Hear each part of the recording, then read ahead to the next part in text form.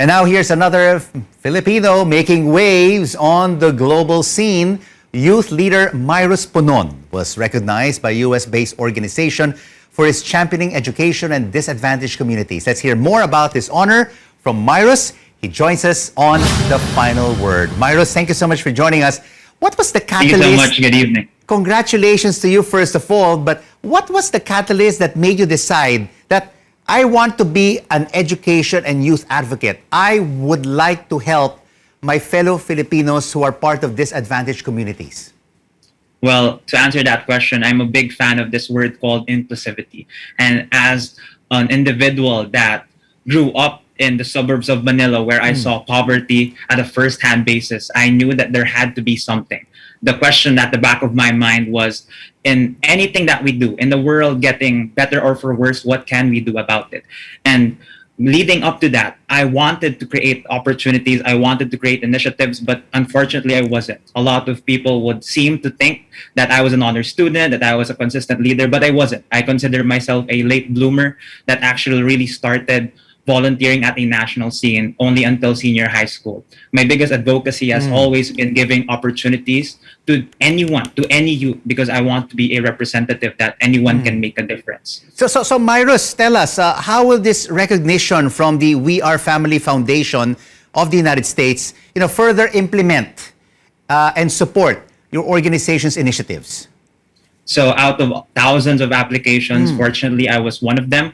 And they're going to be funding some of our initiatives. Also, we're going to be part of the Youth Peace Summit that will be from July to August. It should have been in New York, but of course, due to the COVID-19 pandemic, we had to, of course, depend virtually. But after it's all sorted out, the global teen leader organizers, the We Are Family Foundation, has gave us their say that they will continue to support our projects as we are to be part of the alumni. Wow, Mirus, you've done so much in your very young life, and you're just a sophomore at De La Salle University. I remember when I was in my second year at DLSU, I was busy doing research papers, homeworks, active in the student council, but not really a lot of work outside of the school. How do you divide your time between academics and these initiatives for the youth and education?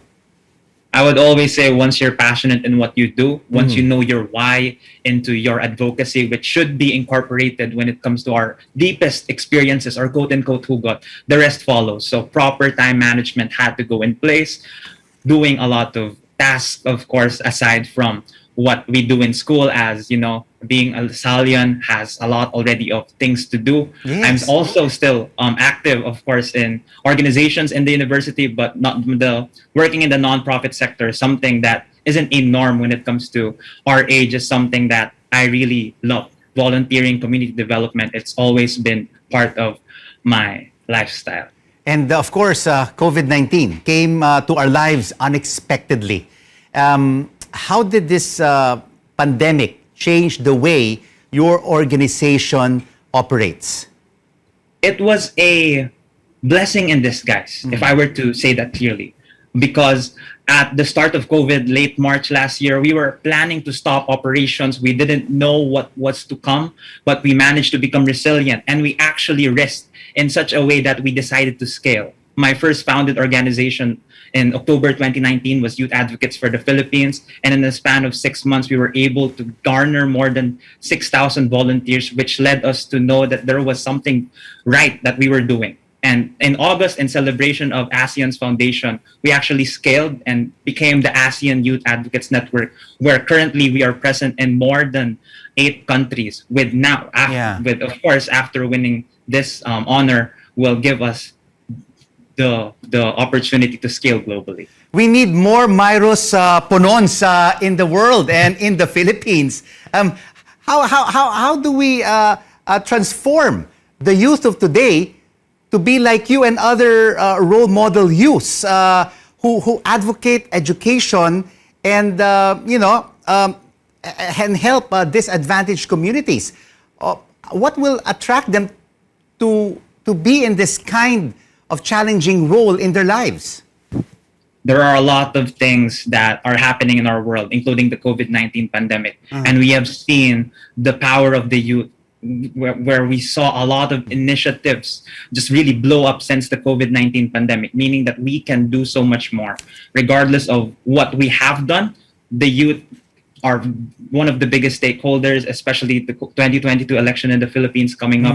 We know that education is the passport of the future, but to shift that into such a way where we make it inclusive and practical would make us ensure the youth can use their talents and resources, of course, for our Filipino identity. Mirus, thank you so much for joining us on The Final Word. We are really very proud of you, and good luck to all your future initiatives. Thank you so much. And here's what